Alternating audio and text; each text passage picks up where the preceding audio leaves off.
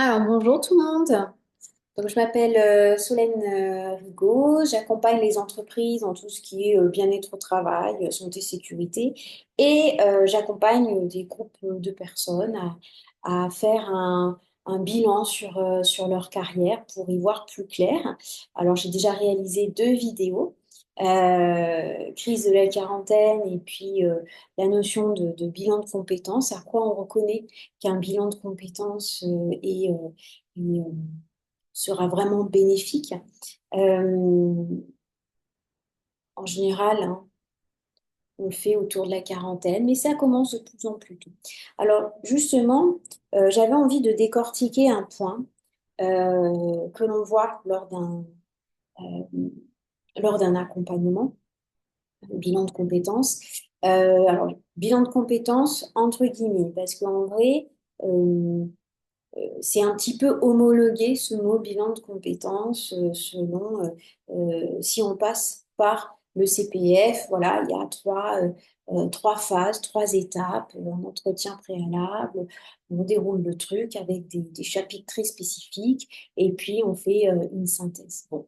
Euh, Moi, c'est vrai que j'ai jamais aimé rentrer dans les cases euh, parce que je trouve que c'est enfermant et c'est dommage, on passe à côté de certaines choses. Et ça nécessite d'avoir des qualifications supplémentaires, etc. On passe son temps à justifier ce qu'on sait faire, notre approche, et surtout que ça ne met pas la vie des gens en danger, quoi. Donc, donc du coup, là, ce que je vais vous présenter, c'est quelque chose que l'on ne va pas retrouver dans un bilan de compétences classique. Euh, voilà.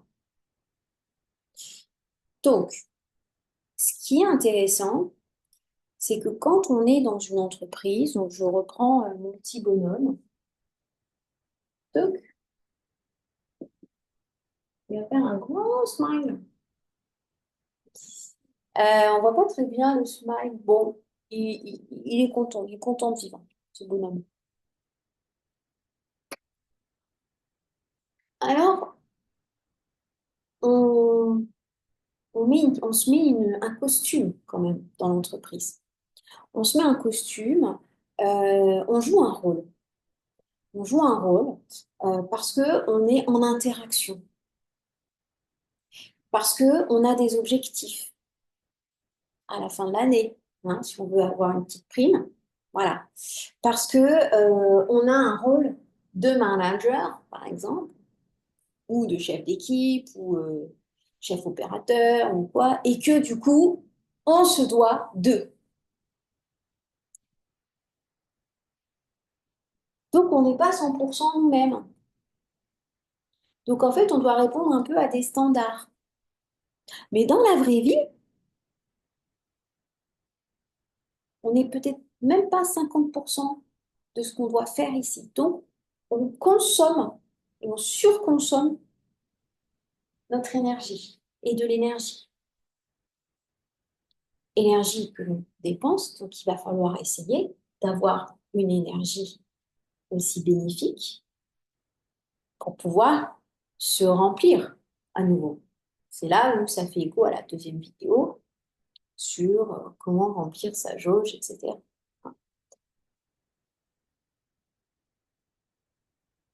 Il y a trois dimensions. Alors, c'est des dimensions. euh, Moi, j'utilise en fait une méthode qui est basée sur Will Choose. Je vous laisserai faire des petites recherches, je mettrai des petites notes en commentaire. Donc, il y a trois dimensions de comportement. On a ce que l'on appelle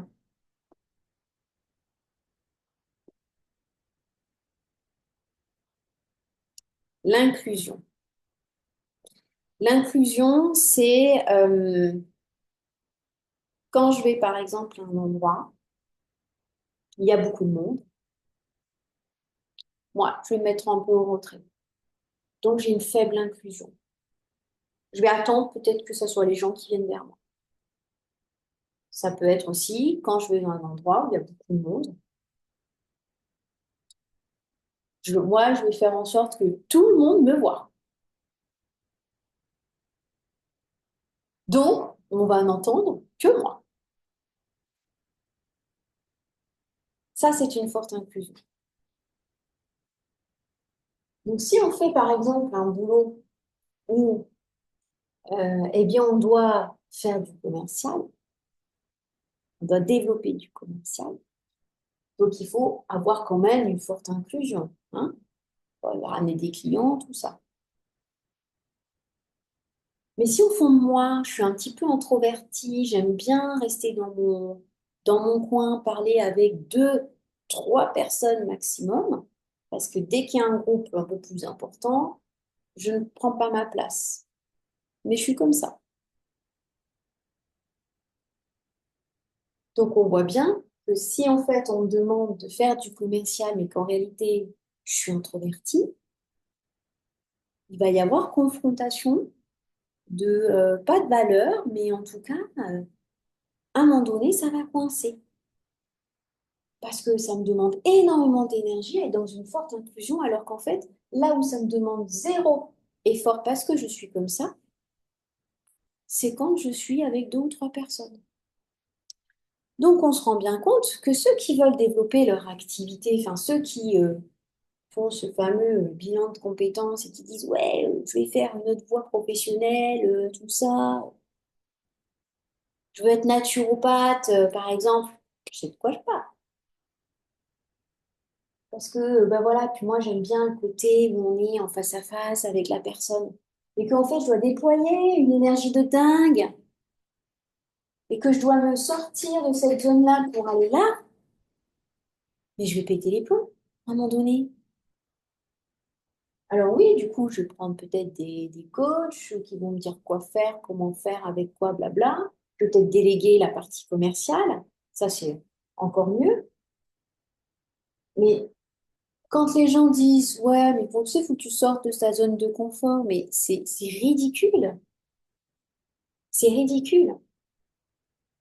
Si je suis très très bien là et que c'est OK pour moi et que c'est pas par rapport à une blessure de je ne sais quoi, un manque ou quoi, ou que c'est en réaction, un truc de survie, pourquoi j'irai là? Pourquoi j'irai faire la guignole au milieu d'un réseau d'entrepreneurs? C'est pas mon délire. Point. Je suis bien là. Je suis forte là. Si je suis moins forte et ça me coûte. Donc déjà, vous commencez à comprendre qu'en entreprise, des fois, eh ben, on va endosser des rôles qui ne sont pas pour nous. Bon, ça c'est l'inclusion. On a le contrôle. Le contrôle, c'est est-ce que, en gros, je fais confiance? Est-ce que j'ai besoin de tout maîtriser? Est-ce que je délègue? Est-ce que j'attends qu'on me dise quoi faire? Est-ce que je prends l'initiative? Donc là, c'est pareil. Bien souvent, on met à des postes de manager des gens qui soit étaient là, qui attendaient qu'on leur demande quoi faire, donc les bons petits soldats, et on va les mettre ici.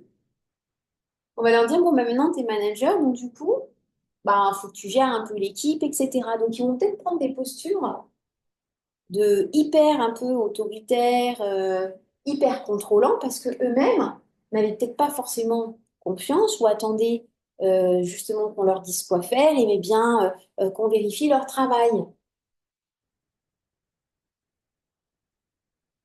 Alors, hein, tout là-dedans, hein, ça peut se jouer quand on est dans les extrêmes. Effectivement, ça peut se jouer, ça peut jouer des blessures, mais ça, je ne rentre pas là-dedans. C'est ce qu'on aborde dans la formation, dans l'accompagnement. Parce que ça va plus loin que ça. Là, c'est vraiment pour vous faire prendre conscience que, en fait, des fois, on m'attend à des endroits, mais c'est pas moi. C'est pas ma vraie nature. Alors, ouais, ne t'inquiète pas, on va te former au leadership, à la délégation, pour que tu évites de faire du micromanagement, et tout ça, quoi.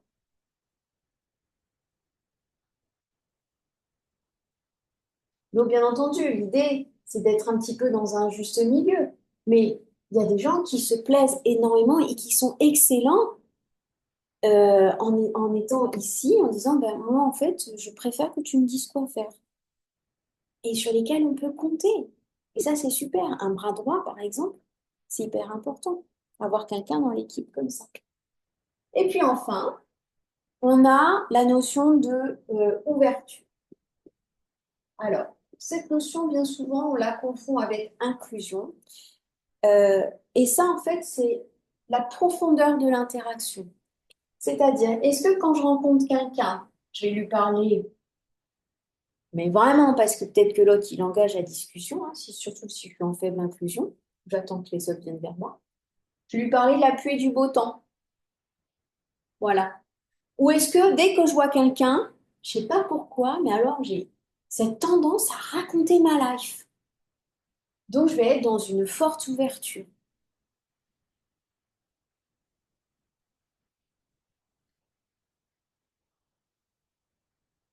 Donc là, c'est pareil. Parfois, en entreprise, on nous demande peut-être d'être là, d'être là, alors qu'en fait, il faudrait peut-être être un petit peu plus là. C'est-à-dire que on va peut-être dire à la personne, bah ouais, mais bon, tu sais, pour que tu arrives à être bien vu dans l'équipe, ce serait bien que tu participes à des pots, quand même, des apéros, des machins, le soir, des after-work, donc que tu sois là, hein. En gros, pour la personne, ça va être vraiment être l'extrême, hein, aller à un ou deux pots. Puis bon, ce serait bien que tu t'ouvres un peu plus, hein, parce que sinon, tu comprends, ah, l'équipe, elle va pas trop t'intégrer. Donc, qu'est-ce qu'elle va faire la personne? Elle va se forcer là, puis elle va un peu se forcer là, et puis en fait, bah, ça va pas résonner. Donc, qu'est-ce qu'elle va faire? Ben, elle va peut-être tomber malade parce que ça va la stresser. Donc, il faut arriver justement à identifier, OK, qu'est-ce que je suis vraiment en termes d'inclusion, de contrôle, d'ouverture?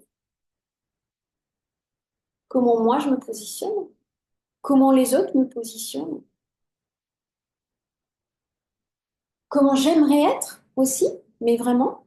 Donc peut-être voir les points d'amélioration à traiter. Comment on me demande d'être au travail? Et une fois que vous faites ce travail de comparaison, il y a déjà quelque chose là qui s'éclaire. Et là, vous vous dites, ah ouais, en fait, j'ai pas envie d'être manager. En fait, c'est pas moi, mais bon, on me l'a proposé. Ça se refuse pas.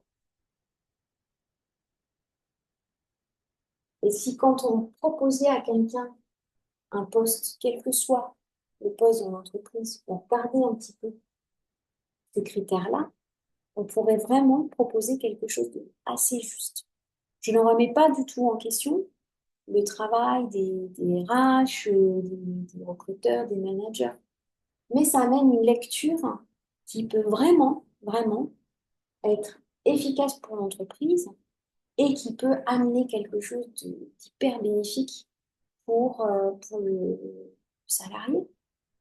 Alors le salarié ou l'entrepreneur. Parce que c'est pareil, hein, là, si on est patron, hein, qu'on se retrouve à être hyper dans le contrôle et tout ça, peut-être c'est pas complètement OK.